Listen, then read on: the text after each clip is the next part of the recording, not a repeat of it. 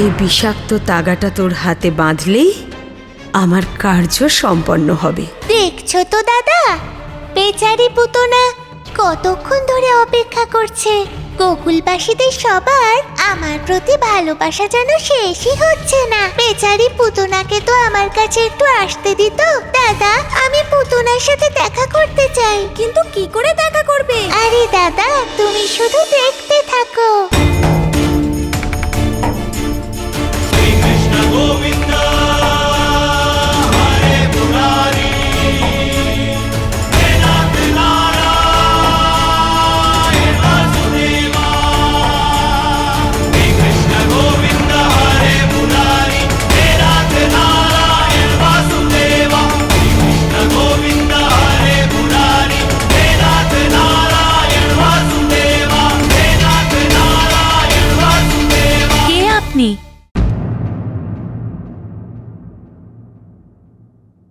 গোকুলে আপনাকে তো এর আগে কখনো আমি দেখিনি।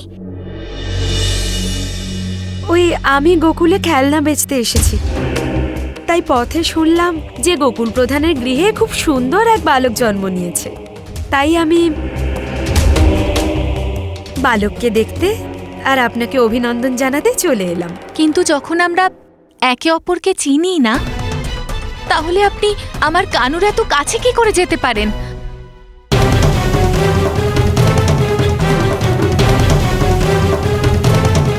আরে যশোদা, তুমি এখনো এখানে? ওদিকে আচার্য মশাই তোমাকে ডাকছেন। এখনই আসছি দিদি। তাড়াতাড়ি এসো।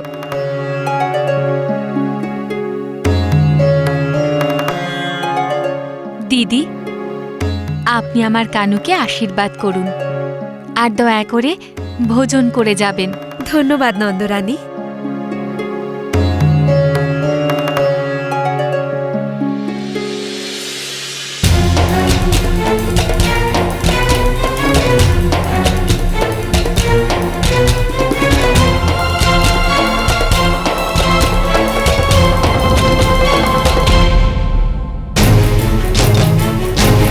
তুই নিজেকে খুব বুদ্ধিমান মনে করিস না? তুই সবাইকে ফাঁকি দিতে পারিস, কিন্তু পুতনাকে নয়।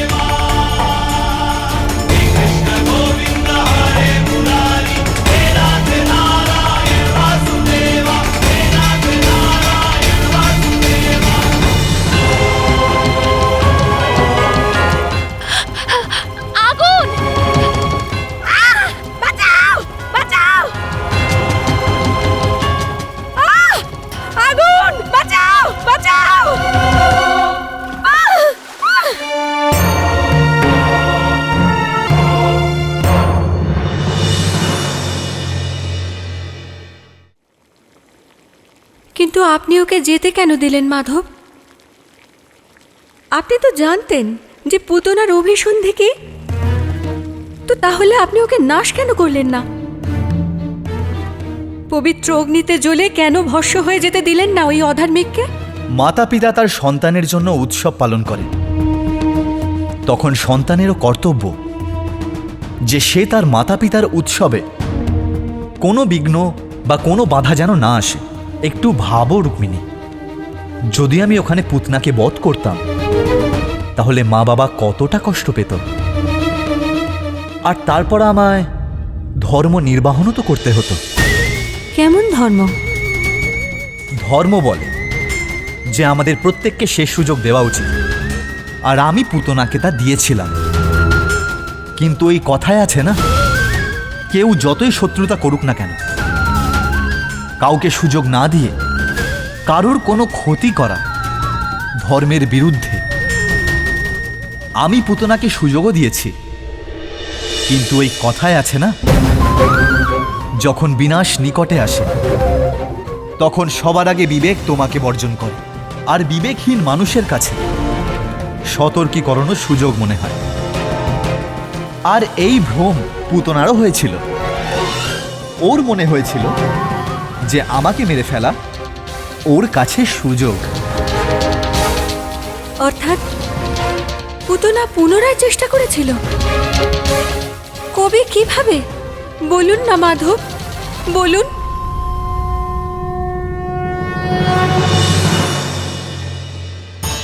ওঠো দাদা, ও আসছে। তোমার ভ্রাতাকে তুমি রক্ষা করবে না?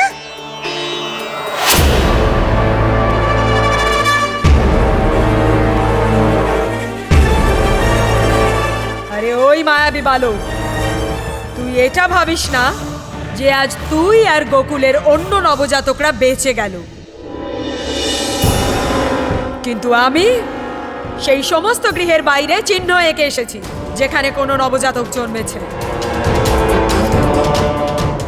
আজ দিনে তো তুই বেঁচে গেলি, কিন্তু আজকের রাত্রি তোদের সবার জন্য অন্তিম রাত্রি হবে। আজকের উৎসব মুখর গোকুল কাল প্রাতে বিলাপ করবে।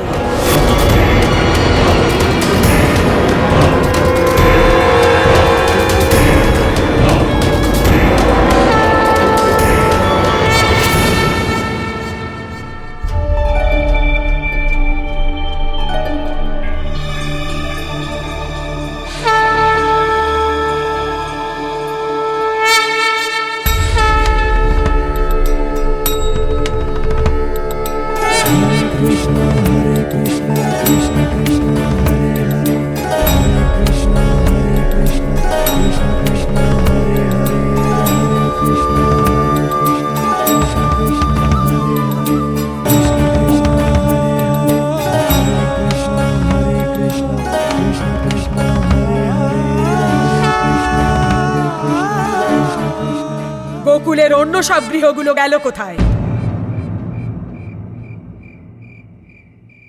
এখানে শুধুমাত্র নন্দের গৃহই কেন দেখা যাচ্ছে?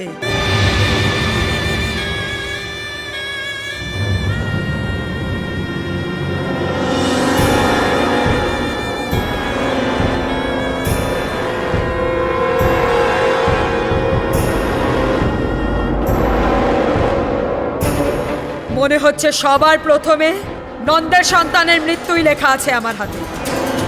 এখন তুই আমার প্রথম লক্ষ্য, কৃষ্ণ। আরে দাদা, দেখো ও এখানে পৌঁছে গেছে। ও বাড়ির বাইরে চলে এসেছে দাদা।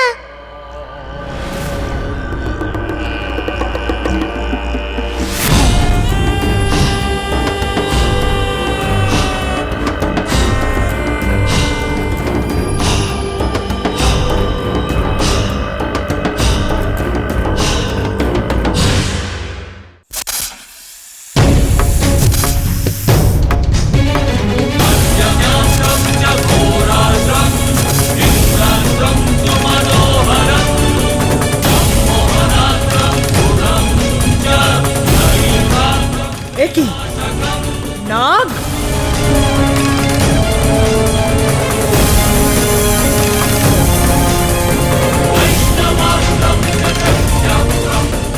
পিছন দিকে সরে যা রাক্ষসী, না হলে নিজের মৃত্যুর জন্যে তুই নিজেই দায়ী থাকবি। তার মানে এই মায়াবী বালকের আগে তুই আমার হাতে মরতে চাস? তুই আমাকে ভয় দেখাতে চাইছিস? তুই জানিস না আমি কে। তোর বিষকে আমি সোমরসের মতো পান করে নেব।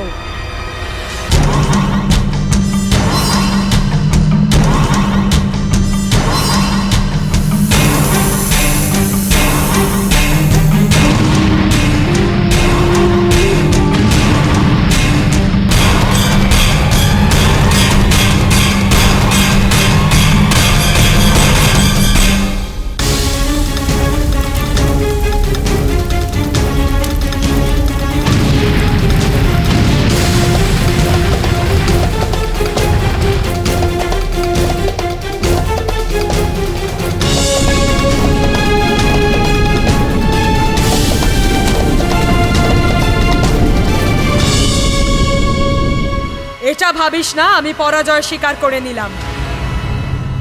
আমি অবশ্যই ফিরে আসব আর ওই বালককে শেষ করেই ছাড়ব।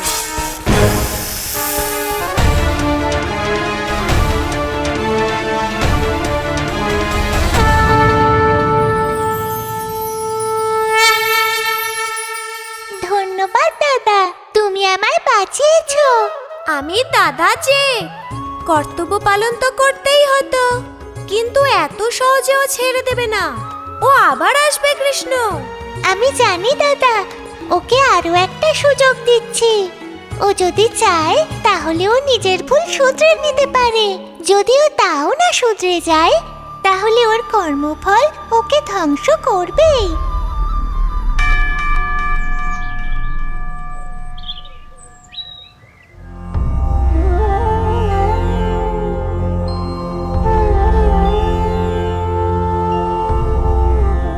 যশোদা, আমি একটা প্রয়োজনীয় কাজে পাশের গ্রামে যাচ্ছি। আমি জানি এই সময় আমার এখান থেকে অন্য কোথাও যাওয়া উচিত নয়, কিন্তু কাজটা খুবই প্রয়োজনীয়। কিন্তু তুমি খেয়াল রেখো, যতক্ষণ আমি না আসছি কাউকে ভেতরে প্রবেশ করতে দিও না। আর আমাদের দুই পুত্রের খেয়াল রেখো।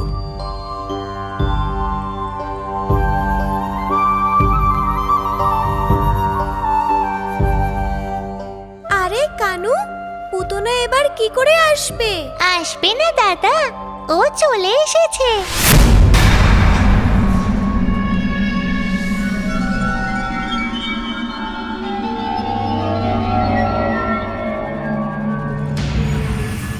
ভিক্ষা দিন মাতা, ভিক্ষা দিন।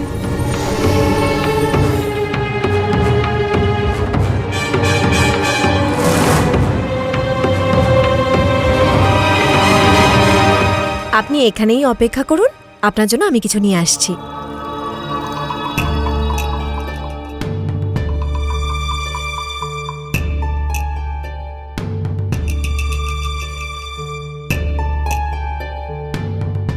এই নিন।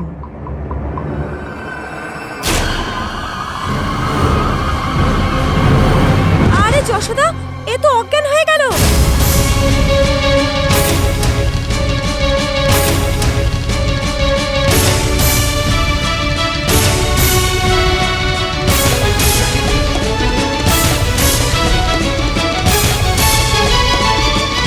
কানু, এত বোঝালাম ওকে, দেখো তাও চলে এলো। আমার কাজ ওকে ভালোভাবে বোঝানো। এখন যদি ও বুঝতে না পারে, তবে তার বোঝা হয়ে বইবে।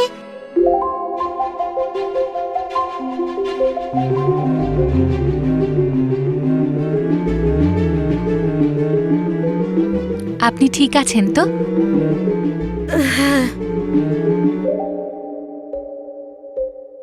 খুব দুর্বল হয়ে গেছো, নিজের একটু খেয়াল রাখো।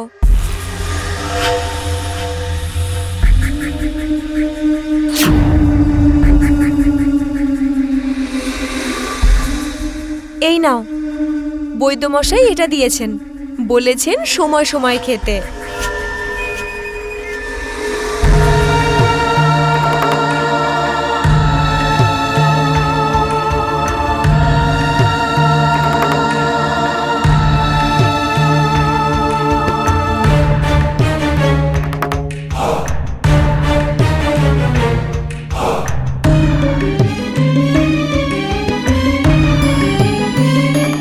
কি হয়েছে? কথা বলছো না কেন? তুমি ঠিক আছো তো? আগে হ্যাঁ, কিন্তু সে আপনার কৃপাতেই। জানি না আপনার এই ঋণ আমি কি করে শোধ করব। এদের ঋণ শোধের কি আছে? একজন মানুষই তো মানুষের পাশে দাঁড়ায়, তাই না? নিজের খেয়াল রেখো। তোমায় দেখে মনে হচ্ছে অনেক দিন ধরে তুমি কিছুই খাওনি। হ্যাঁ, ভোজন ছিল না, তাই ভিক্ষা করতে এসেছিলাম, যাতে আমার ক্ষুধা নিবারণ করতে পারি।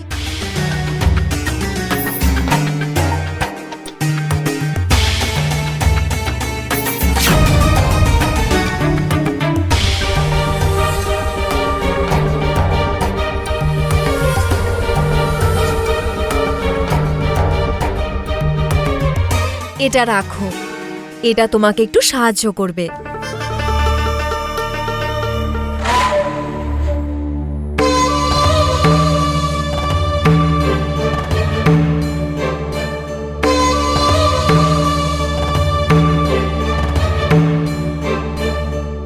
না না, এ আমি আপনার থেকে নিতে পারবো না। আমি মানছি ভিক্ষা করতে এসেছি, কিন্তু আমারও তো একটা আত্মসম্মান আছে। এটা আমি আপনার থেকে নিতে পারবো না।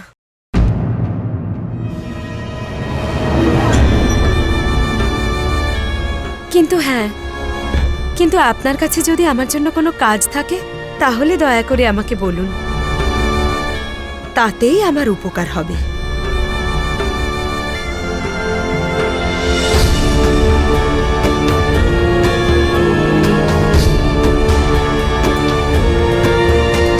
ঠিক আছে, তোমার জন্য অবশ্যই কোনো না কোনো কাজ পাওয়া যাবে।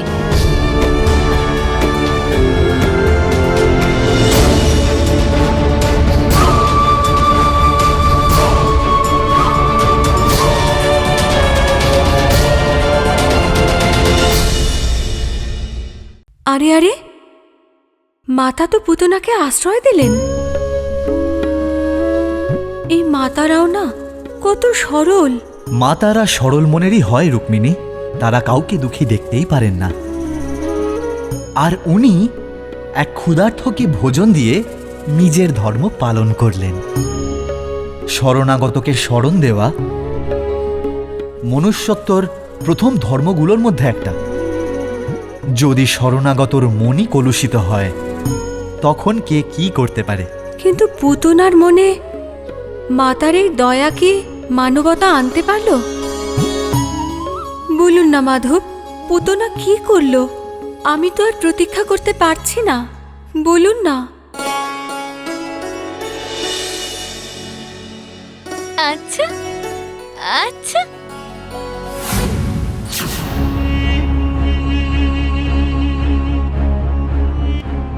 এর মা তো ওকে এক মুহূর্তের জন্য কাজ ছাড়া করছে না। কি করে আমি ওকে ওর পুত্রের থেকে সরাই?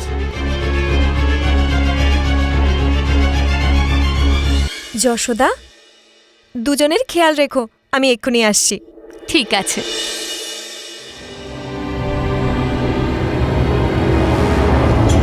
যশোদা, যশোদা। এটা তো দিদির গলা। দিদি এমন করে কেন ডাকছে? হে ভগবান, সব যেন ঠিক থাকে। কানু, আমি এখনই আসছি। বলরাম, ভ্রাতার খেয়াল রাখবে। হুম?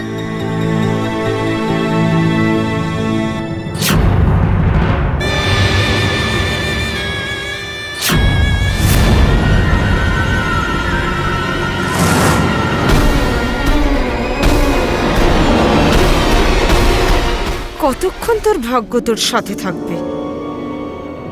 আজ তো তোকে আমি মেরেই ছাড়ব।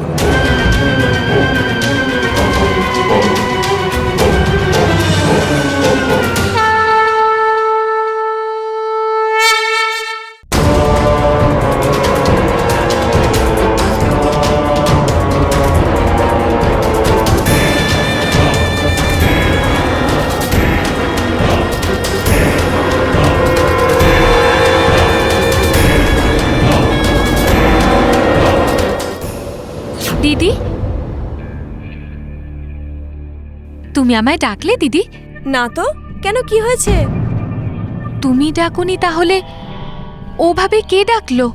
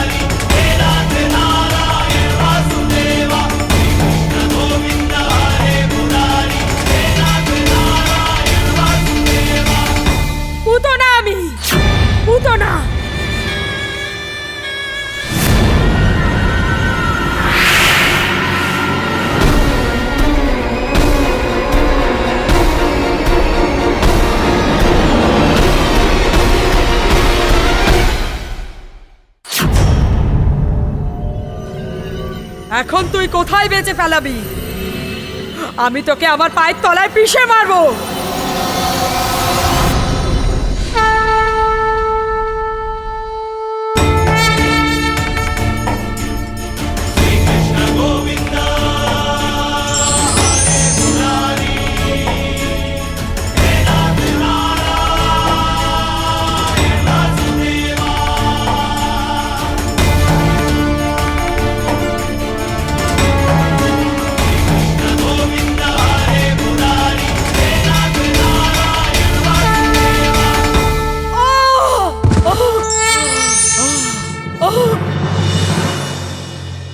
কানু, হে ঈশ্বর, এই স্বর তো কানুর ঘর থেকে এলো।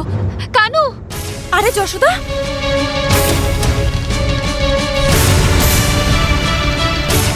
আহ!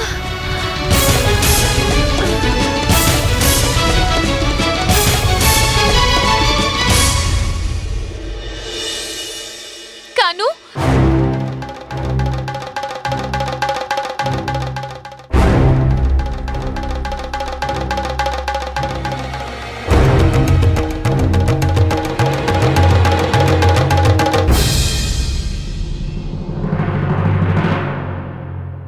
তুমি ঠিক আছো তো?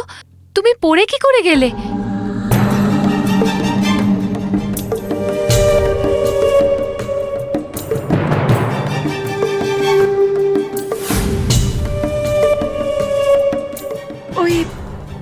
আসলে আমি ওই খেলনাটার ওপর পা দিয়ে ফেলেছিলাম,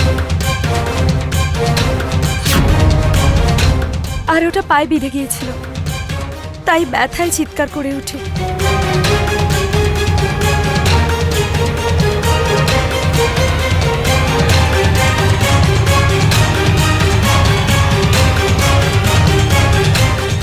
ঠিক আছে, খুব জোর লেগেছে হয়তো। তুমি চলো আমার সাথে। কাজ করার কথা বলো ঠিকই, কিন্তু নিজেকেই সামলাতে পারো না। আমি বুঝতে পেরেছি যে তুই কংসের কাল। আমি তো তোকে শেষ করেই ছাড়বো মায়াবী বালক।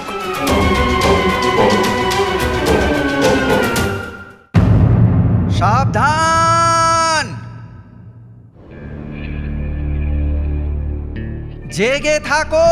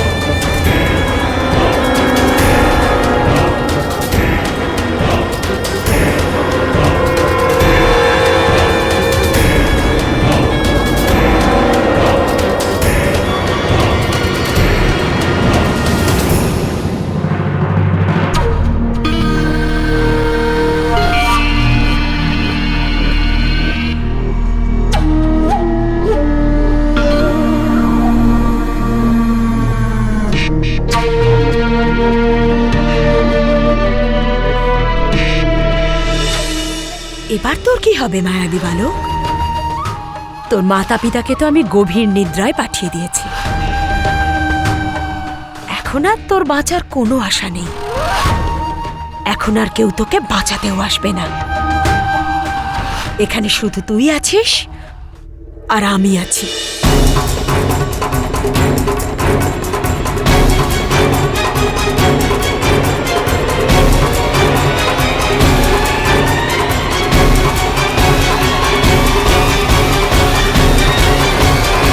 এবার আমি তোকে খেয়ে আমার ক্ষুধা নিবারণ করব আর তোর মৃত্যুর সাথেই কংসের বিনাশের আর আমার অপমানের দুটো সমস্যারই সমাধান হবে।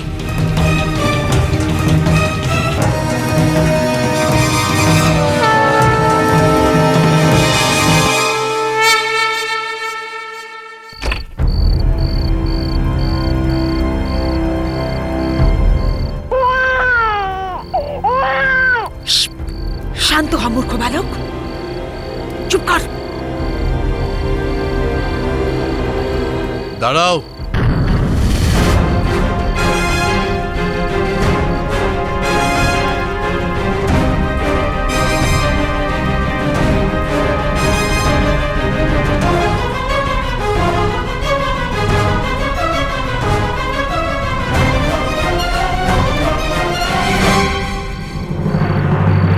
এত রাতে তুমি কোথায় যাচ্ছ?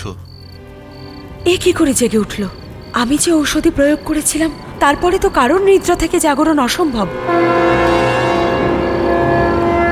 এত রাতে তুমি এখানে কি করছো? আজ্ঞে,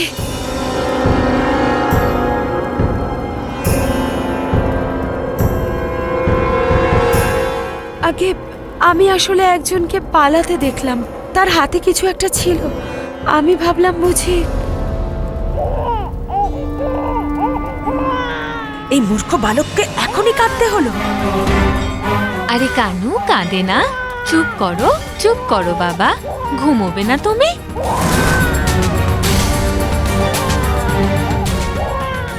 একটুখানি চুপ করো কানু।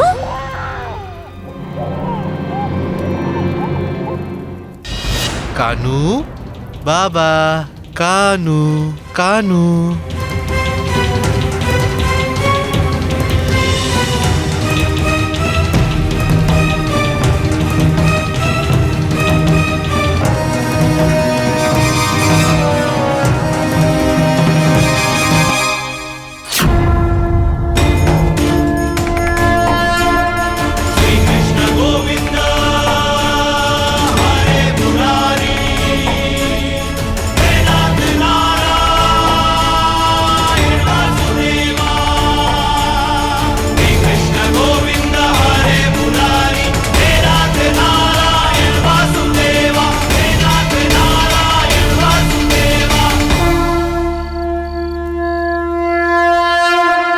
কি ভাবনা চিন্তা করছো? বলো, কি দেখেছো তুমি? আচ্ছা, কোনো চোর আসেনি তো? গোকুলে কোনো চোর থাকে না। তুমি নিশ্চয়ই কোনো ভুল করছো। তোমায় ক্লান্ত দেখাচ্ছে। যাও গিয়ে বিশ্রাম করো, প্রাতঃকালে কথা হবে। চলুন। চলো। কানু কানু, কাঁদছো কেন? এই তো কানু।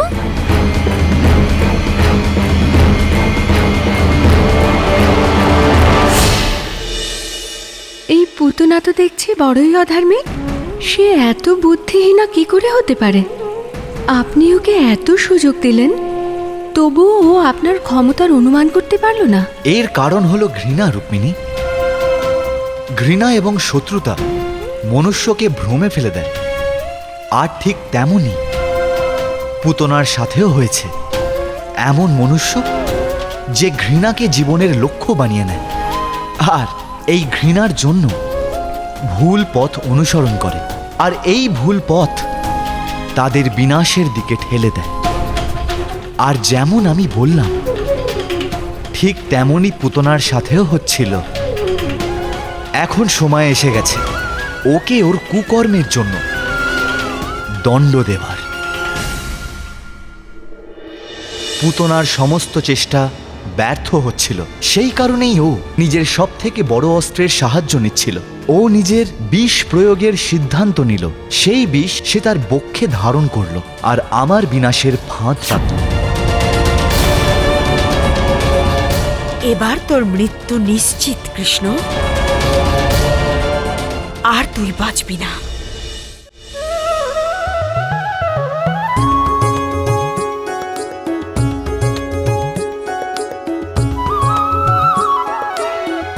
দিদি, তোমার পূর্ণ বিশ্বাস আছে তো যে তুমি ওদের সামলে নেবে? হ্যাঁ যশোদা, তুমি অযথা এত চিন্তা করছো। এমনিতেও এরা দুজন যখন একসাথে থাকে খুব আনন্দেই থাকে। ঠিক আছে দিদি।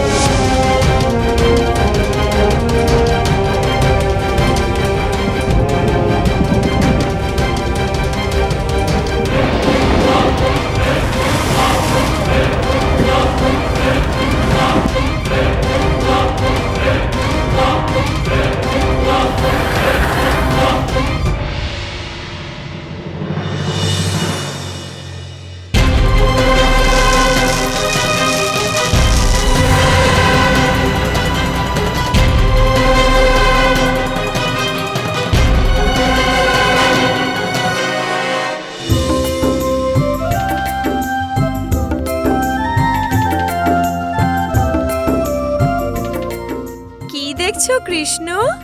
দাদার পরে তোমাকেও মালিশ করব।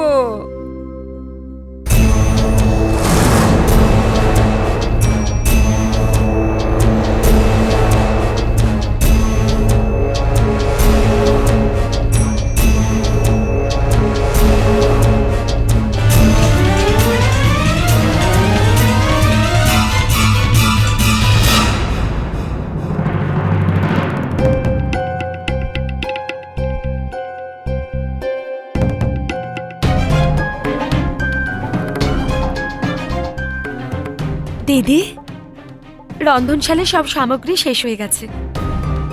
এখন আমি ভোজন কি করে রাঁধবো? গতকালও তো সব ছিল, আমি নিজে দেখেছিলাম। আজকে সবকিছু শেষ হয়ে গেল কি করে? সে তো আমি জানি না দিদি, কিন্তু আপনি যদি ভাড়ার ঘর থেকে এনে দেন তো আমি রাঁধতে পারি।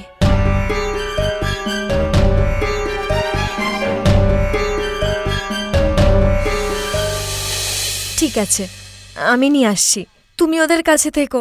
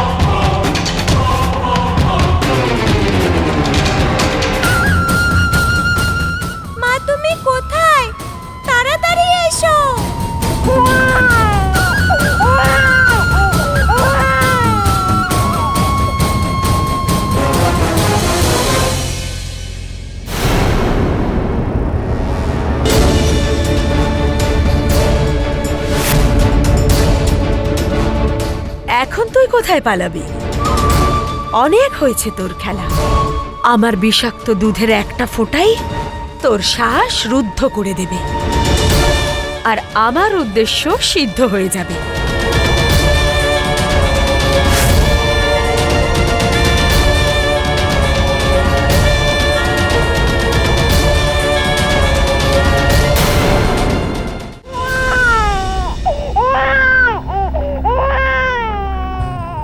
চুপ করো বাবা, কাঁদতে নেই, আমি এসে গেছি তো, চুপ করো।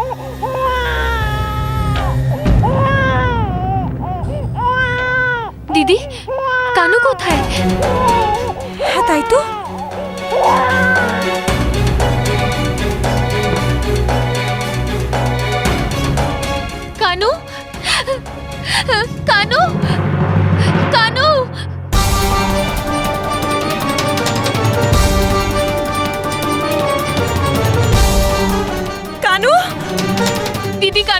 দেখলে? না যশোদা, হে ভগবান, কানু কোথাও নেই। কোথায় আমার কানু? যশোদা, ওই ব্রাহ্মণীকেও কোথাও দেখতে পাচ্ছি না। ওই কানুকে আমার সাথে করে নিয়ে গেল না তো? হে ভগবান, কি হবে এবার? আমি বাইরেটা দেখছি, তুমি ভেতরে গিয়ে খোঁজো। কানু!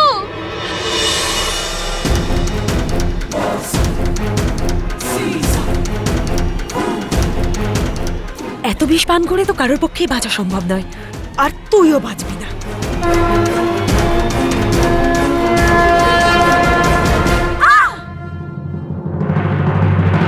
তোর এত বড় সাহস, তুই আমাকে কামড়ালি? ছাড় আমাকে। কি হলো রোহিণী? তোমায় এত ব্যাকুল দেখাচ্ছে কেন? কৃষ্ণকে কোথাও খুঁজে পাচ্ছি না, আর না ওই ব্রাহ্মণীকে। মনে হচ্ছে ও কানুকে সাথে নিয়ে গেছে। কি? ছাড় মূর্খ বালক। ছাড়। তোমরা আমার কানুকে কোথাও দেখেছো? তোমরা আমার কানুকে দেখেছো? তোমরা দেখেছো কানুকে?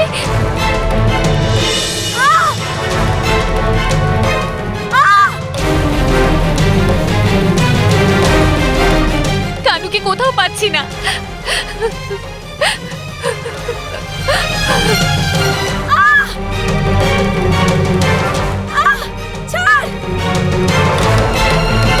ওদিক থেকে একটা আওয়াজ শুনতে পাচ্ছি, এসো।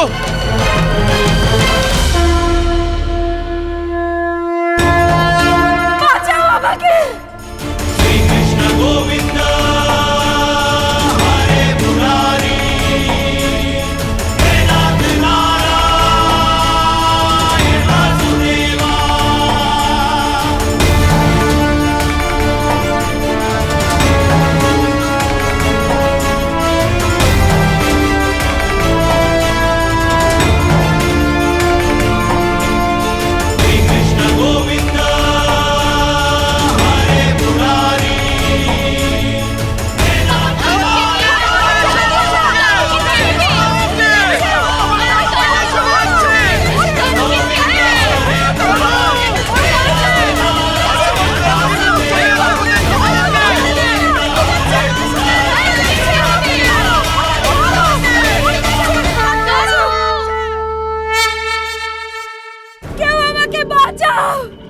এ বালক আমার প্রাণ নাশ করবে।